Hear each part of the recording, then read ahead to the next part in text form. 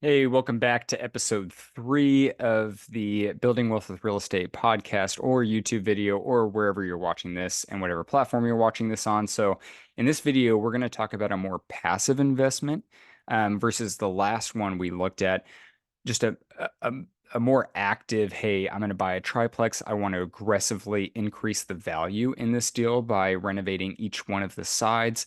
This one's a little bit more passive where you can just buy it, use the income the property's producing, maybe negotiate a little bit on the price, just depending, or a credit and really lower your interest rate. That way, you can qualify just off the income the property's producing. Or if you wanted to use a little bit of your own income and just know that you have an asset that when interest rates drop, you can refinance and it's going to be cash flowing really well. This is a really great deal. So and honestly, the price really isn't too bad because there aren't a lot of these out there. So that's a great first picture. There are a lot of pictures, which is nice to see. A lot of these listings, it almost seems like there's no effort put into the photography and marketing. But this is listed at 425 14th Street in Sacramento, listed for $975,000. This is listed by Renee Little with Lion Real Estate Downtown.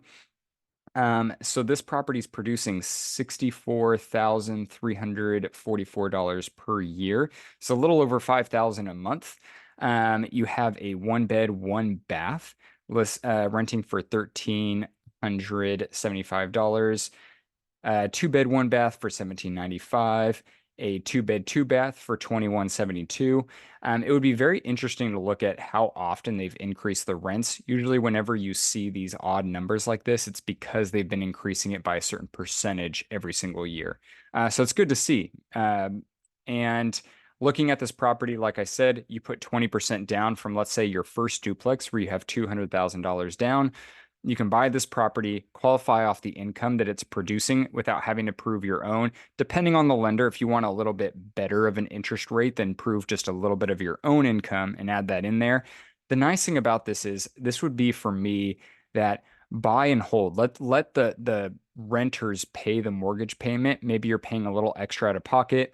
The nice thing about it, you could take a huge deduction in your taxes by doing a full depreciation of the asset or a partial or whatever it might be, and I can lower my tax bracket, especially if I'm a higher income earner, but I can lower my tax bracket and have a triplex. The goal with this property is knowing that when interest rates drop, I'm going to be able to refinance and either do a cash out refinance and buy my next property, or I can just do a refinance and have a cash flowing asset, just depending on your investment goal.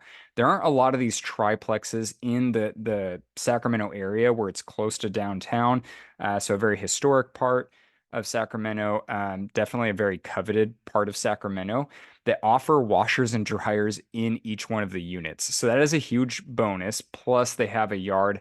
It looks like it might be a little bit of a shared yard. There might be some room for you to come in and make some upgrades here and there, but for the most part, I think it looks from the general pictures of whenever these were last taken, it looks pretty well done. Definitely perfect for, either young professionals, I mean, anyone, to be honest. Fair housing laws, right? But really nice, right? They put washer and dryer in all the units. I definitely agree with that, because I think if you put care into a place and you make it valuable enough for you to live in it, people will definitely see that value and are willing to pay more and also treat it better.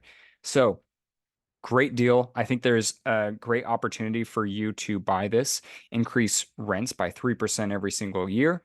And in 5 years, you're looking at a huge increase in value.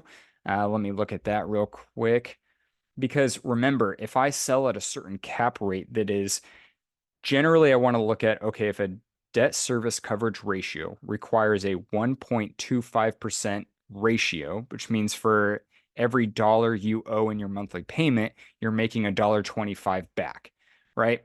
So I know that if I'm buying and interest rates are 6.8%, the capitalization rate of the property needs to be at 7.8% in order for me to qualify, or 7.9. If just depending on the lender, if I want to sell it, right, and interest rates drop to 4.8%, I can now sell it at a lower cap rate, which just means that I am selling it at a higher value. So if I increase rents, right, they're starting off at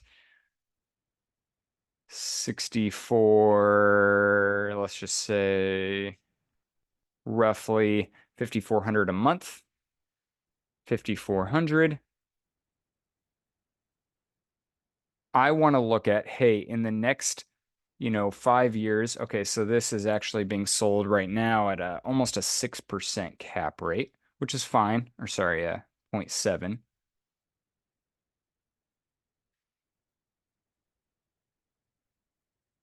So, right, let's just say it's a 7% cap rate. By year five, what I'm looking to do is get the value another couple 100,000 over what I already put into it. So now I'm looking at 400,000 that I have in equity, right? Because I put 200,000 down or roughly that as a down payment. And I'm going to have a lot more equity either for my next project or, like I said, I can do a cash out refinance, know that I still have a cash flowing asset and use that money to buy another multifamily complex. It just depends on what your goals are and what you're trying to do. Some people don't want to lose that cash flowing asset just in case they lost their job. Others just want to be able to sell that off and buy a complex that has more doors, which just means more potential. But it's up to you. It's up to you. It's up to your goal. It's up to where the market's at too. Sometimes those, you get over 6 units. A few years ago, those were selling for way over what they should be, but it's because people saw the upside potential. So, great investment opportunity, great listing. I think the seller did a great job with that as well. So we'll see you on the next video for a multifamily complex.